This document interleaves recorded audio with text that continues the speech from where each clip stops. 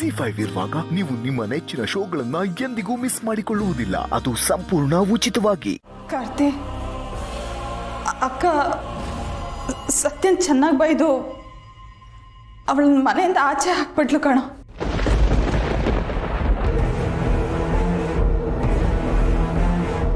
ಅತ್ತೆ, ನಾನು ಹೇಳೋದನ್ನ ಕೇಳಿ.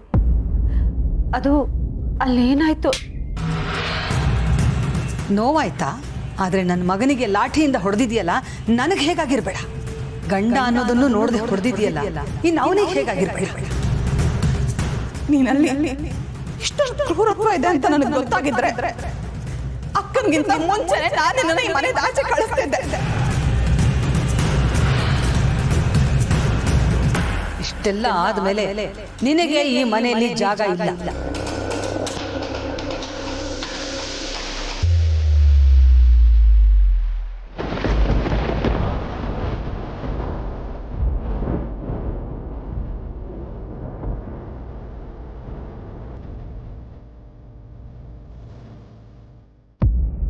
ಎಂತ ಕೆಲಸ ಆಗೋ ಚಿಕ್ಕಿ.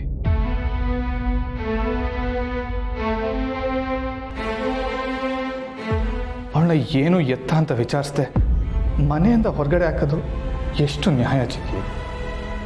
ನಮಗೂ ಆಗ ಗೊತ್ತಾಗ್ಲಿಲ್ಲ ಕಣೋ. ನಿನಗೆ ಹೀಗಾಯ್ತಲ್ಲ ಅನ್ನೋ ನೋವಲ್ಲಿ ಅದಕ್ಕೆ ಮನೆ ಸೊಸೆನ ಮನೆಯಿಂದಾನೇ ಆಚೆ ಹಾಕ್ತೀರಾ?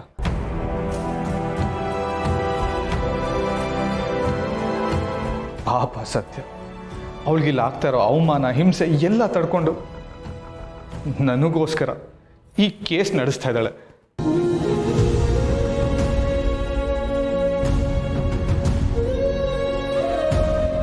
ಚಿಕ್ಕಿ, ನಿಮಗೆ ಗೊತ್ತಾ, ಸತ್ಯ ಈ ಕೇಸಿಂದ ನಾನು ಹೊರಗಡೆ ತರೋವರೆಗೂ ಅವಳು ಇಲ್ಲಿಂದ ಎಲ್ಲೂ ಹೋಗಲ್ಲ ಅಂತ ಕೂತಿದ್ದಾಳೆ.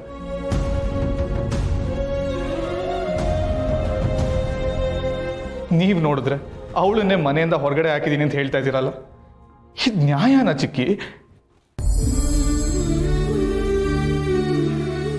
ಅಣ್ಣ, ನಿಜವಾಗ್ಲೂ ಕಣೋ,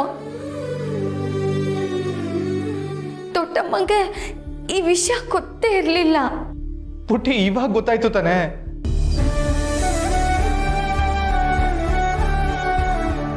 ನೀವಿಬ್ರು ಒಂದು ಕೆಲಸ ಮಾಡಿ, ಇವಾಗಲೇ ಮನೆಗೆ ಹೋಗಿ ಅಮ್ಮನಿಗೆ ವಿಷಯ ತಿಳಿಸಿ ನಾನೇ ಖುದ್ದಾಗಿ ಹೇಳ್ದೆ ಅಂತ ಹೇಳಿ.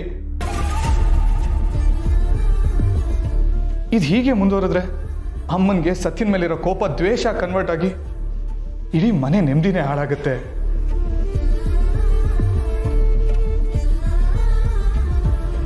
ಚಿಕ್ಕಿ, ಹೋಗಿ ದಯವಿಟ್ಟು ಅಮ್ಮನಿಗೆ ವಿಷಯ ತಿಳಿಸಿ ಸತ್ಯ ಯಾವ ತಪ್ಪು ಮಾಡಿಲ್ಲ ಅಂತ ತಿಳಿಸಿ ಹೇಳಿ.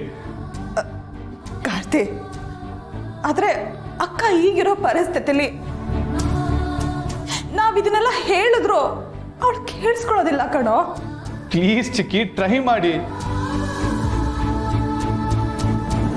ಸತ್ಯ ಯಾವ ತಪ್ಪು ಮಾಡಿಲ್ಲ, ಅವಳು ಯಾವ ತಪ್ಪು ಮಾಡೋದು ಇಲ್ಲ. ಪ್ಲೀಸ್ ಅಮ್ಮನಿಗೆ ಇದು ಒಂದೇ ಒಂದ್ಸತಿ ಸತ್ಯನ ನಂಬಕ್ಕೆ ಹೇಳಿ. ಆಯ್ತು ಕಾರ್ತಿ, ನಾನು ಪ್ರಯತ್ನ ಪಡ್ತೇನೆ. ನೀನು ಹುಷಾರು ಕಣೋ.